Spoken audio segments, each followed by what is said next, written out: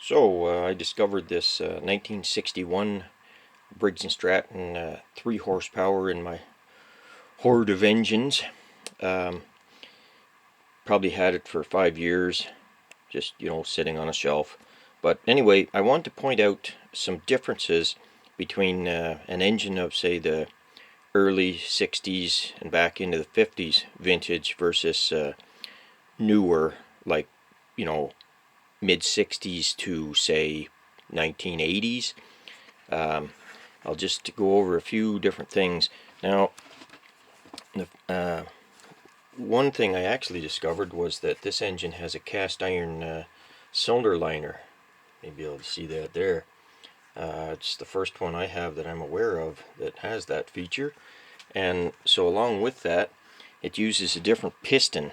Now, on the left here, I have a standard piston for aluminum bore. You can see it's rather shiny.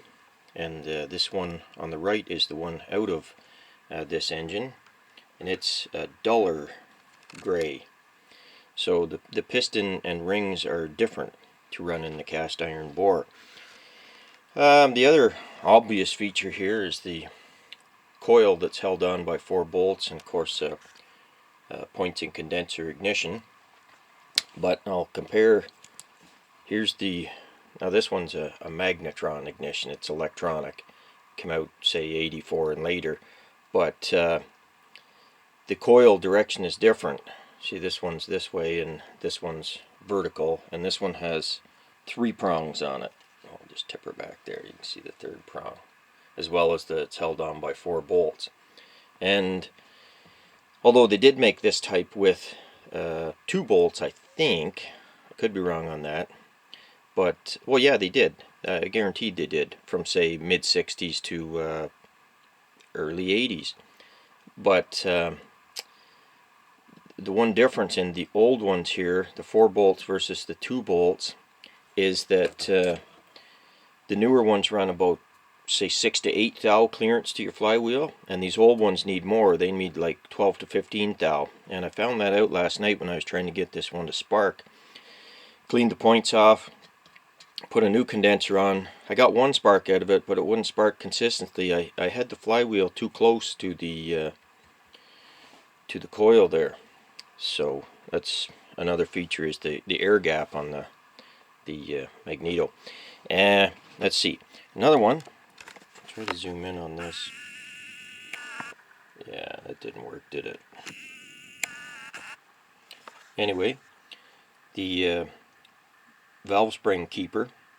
Here's the one out of the 61, and this is a more modern one. See this little notch in it here? The old ones don't have the notch.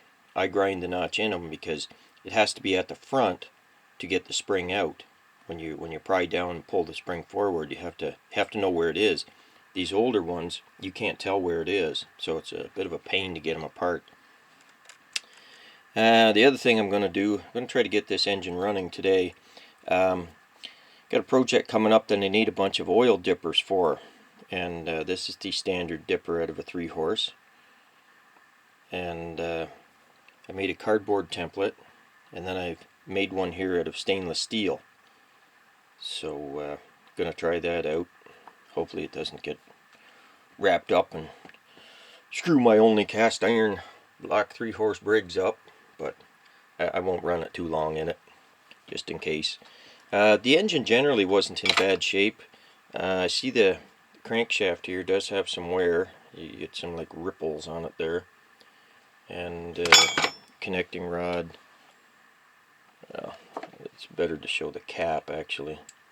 You can see again it's got some like ripples in it, so it could use a new con rod, but I'm not gonna put one in it.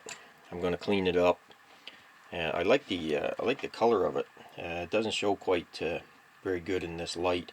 It's like a fire engine red. It's a nice bright red color.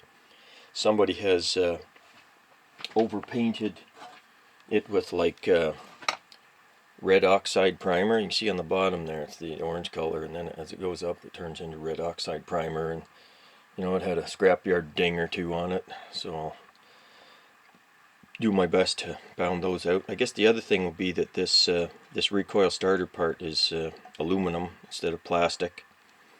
Just various changes they've made over the years. So anyway, that's the review of the 1961 3-horse Briggs & Stratton.